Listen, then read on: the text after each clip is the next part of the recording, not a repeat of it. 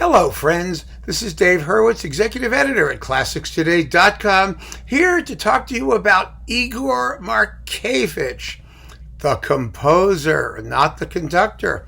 As you know, Australian Eloquence is releasing all of his recordings for Deutsche Grammophon and Philips, now Decca, in boxes. And he's so well known as a conductor that most people don't realize that he was at one point an incredibly successful and extraordinarily vital and intriguing composer. But he gave up composition completely. All of his music, virtually all of his music, was composed between 1929 and 1941. Although he was a prodigy. You know, he was one of those like super duper child prodigy types. He was born in 1912 and he died in 1983. He didn't live to be that old, actually. And so he had some health issues and whatnot. But it's fascinating to consider his career as a composer because he was one of the big guys. He even made Stravinsky nervous, supposedly. But his music is extraordinary. It truly is extraordinary, from that miraculous little more than a decade in the 1930s. And I'm going to play you a little bit of it because fortunately all of his major works have been recorded by Naxos. Yes, thank you, Naxos. Originally it was Marco Polo, but they were sort of reshuffled and reissued on Naxos. And all of them marvelously performed by the Arnhem Philharmonic Orchestra under Christopher Lyndon-Gee, who is fantastic at this sort of thing.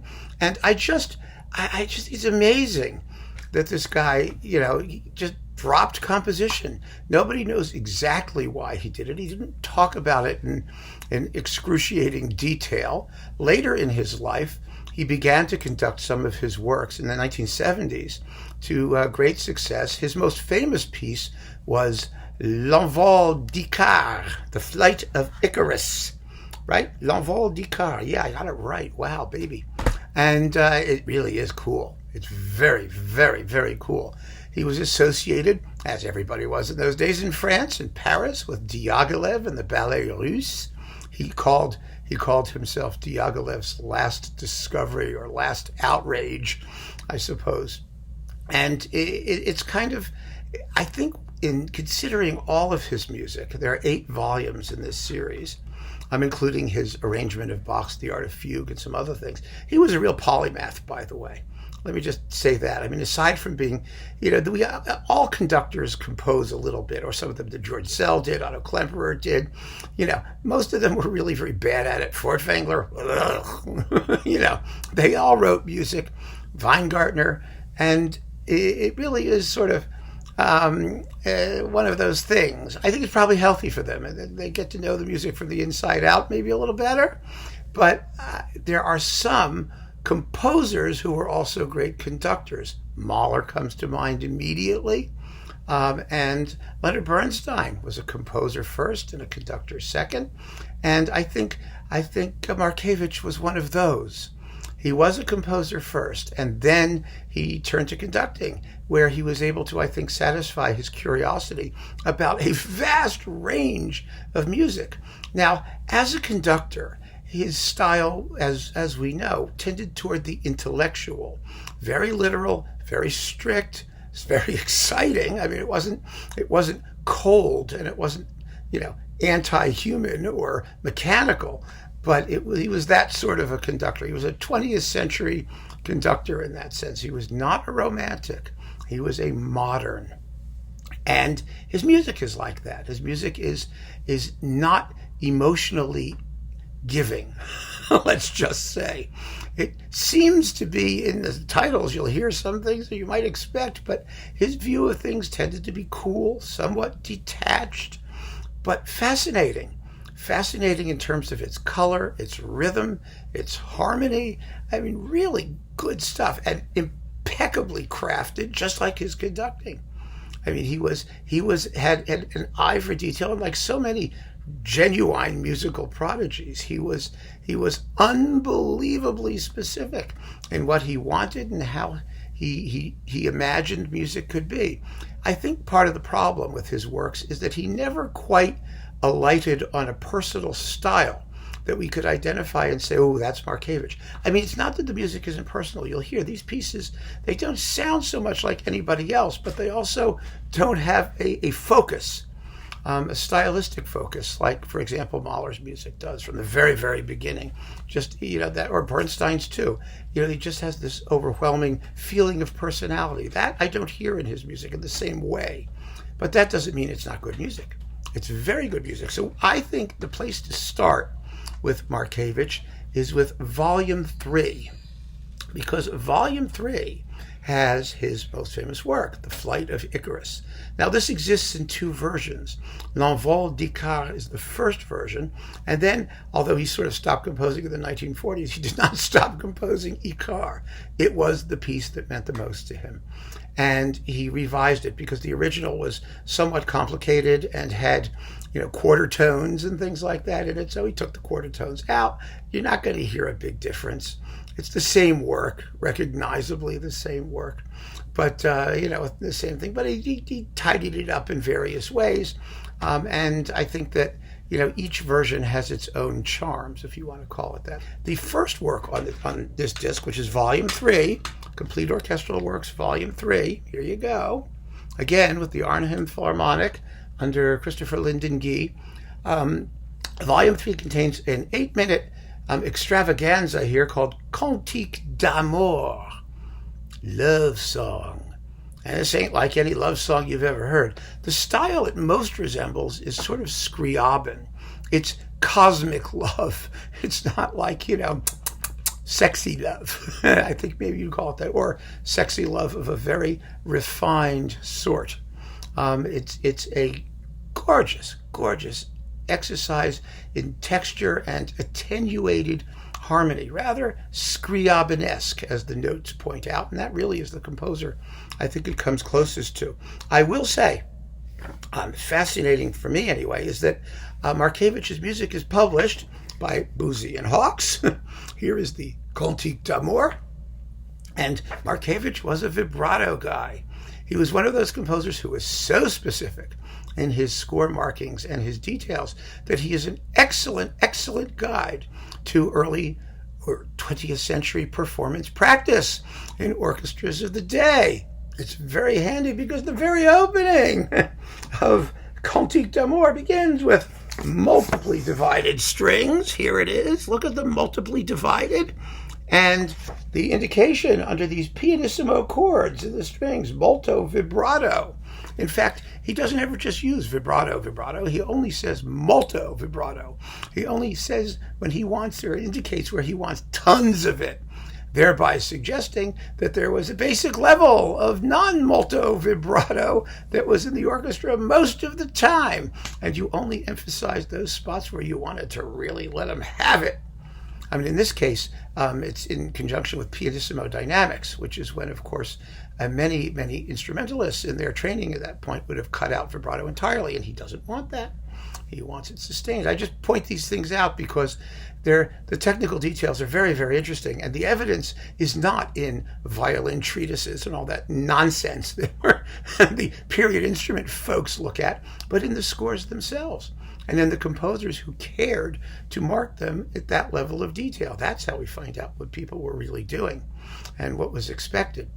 And Markevitch is one of those guys, which also says something about what we might expect in the performances of other people's music that we're going to hear in those fabulous Australian eloquence boxes, which I cannot wait to talk about. So let's start with an example, a little sample of the Cantique d'amour. Here you go.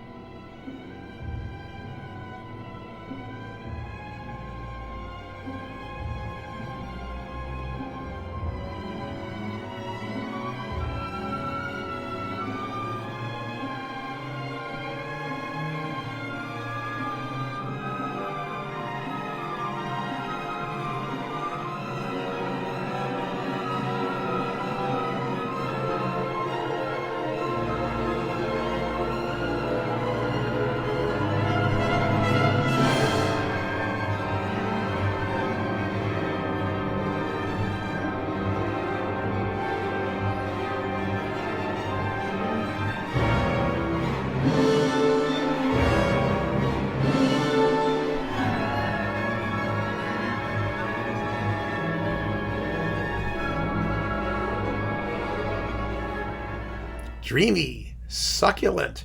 Of course, it rises to a climax of nothing but amorous cacophony, if you want to call it that. But it's a fascinating piece. And next, we'll take on a little bit of the Flight of Icarus. Now, we all know what we want to hear. Well, this is a full-length ballet sort of thing, and it has scenes of Icarus in his youth and hanging out with the kids and, boasting at the bar or doing whatever they were doing, spring break in Florida, all that stuff. And then finally, when you get to the end, the flight itself occurs, and then his death. And the death is a very, very long section of the ballet. It's about 5 or 6 minutes of it. I mean, the whole piece is it's 20 some odd minutes maybe. Let me see, 26 minutes in this performance. And the last 5 or so are the death of Icarus, which is a wonderful, wonderful exercise in frozen time. Much like we hear at the end of a lot of works by Stravinsky, the end of Apollo, the end of the Symphony of Psalms, those moments of stasis. And Markevitch has written that very, very well, I have to say. But we all know what we want to hear. So here is the Flight of Icarus.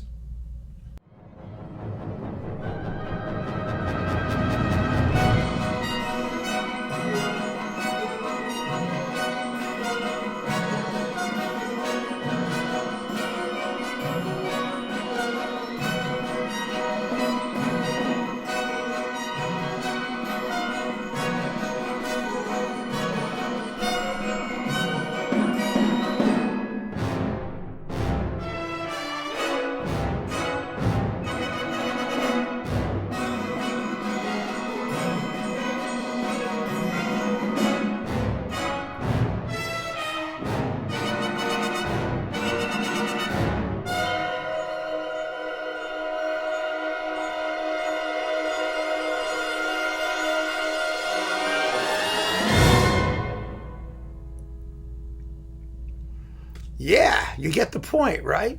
You get the feeling of movement and the feeling of a big problem happening there. But it really is a tremendous work, an extraordinary work that was really hailed as a revolution in modern music. And Markevitch never followed it up. I mean, it may be that he didn't feel there was any way to go after that. It's such an interesting phenomenon because he was such a talented guy.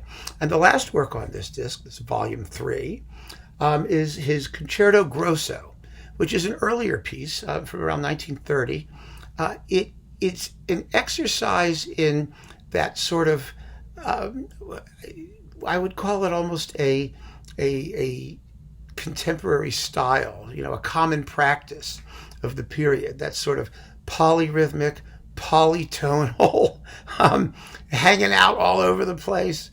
You hear it in Stravinsky's Dumbarton Oaks, you hear it in Hindemith and Honegger and all those guys doing all of that stuff, and which makes the idiom somewhat anonymous. You wouldn't hear this and say, that's Markevitch. It's a fascinating piece. I rather enjoy it. I find that music, sometimes because of its very anonymity and acerbicness, is that the word? Acerbity, that's the word. It's acerbity, it's very acerbic. Acerbicosity, it's acerbicalicious. You find that kind of music, an acquired taste. It's something that you listen to once in a while, but I find it somewhat refreshing. It's like something sour or tart or bracing. It gives you a slap in the face. Cold shower music, you might want to call it. It cleans your ears out. And there are times when I really enjoy listening to it, and times where it just makes me nuts. And it just goes to show, there's music for every occasion. But this piece is like so much of Markevitch's music. It seems to take a tendency and carry it to an extreme. And this is definitely an extreme of polytonality and polyrhythmic stuff. I'm going to play you the opening. You'll hear exactly what I mean. The orchestral parts, they're like sticking out and popping out in different rhythms and different keys, and it's all just a very happy, really in its way, vibrant, vital jumble. And, whether you like it or not, depends on your mood and how you're feeling on the day. But it is a good way to wake up in the morning, I have to say. It gives you a little jolt. So here is the first movement. It's in 3 movements, naturally, of his Concerto Grosso.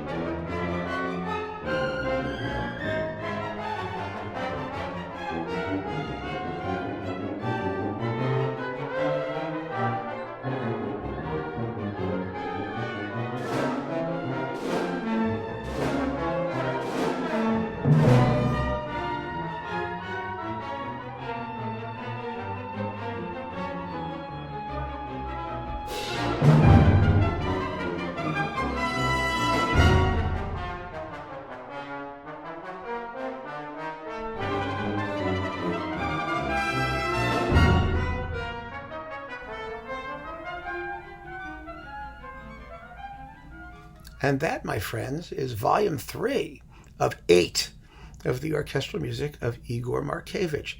Just a fascinating figure, one who is so worth getting to know, not just as a conductor, but also as a composer. And I do believe if there's sufficient interest here, and that doesn't mean just number of views. I mean, if you guys find it interesting and you would want to comment on it, we'll go through more of the series. Maybe we can cover all of them. There are only 8 discs, so it'll be fun to sort of take it one piece at a time. Anyway, keep on listening, folks. Thank you for joining me. Take care.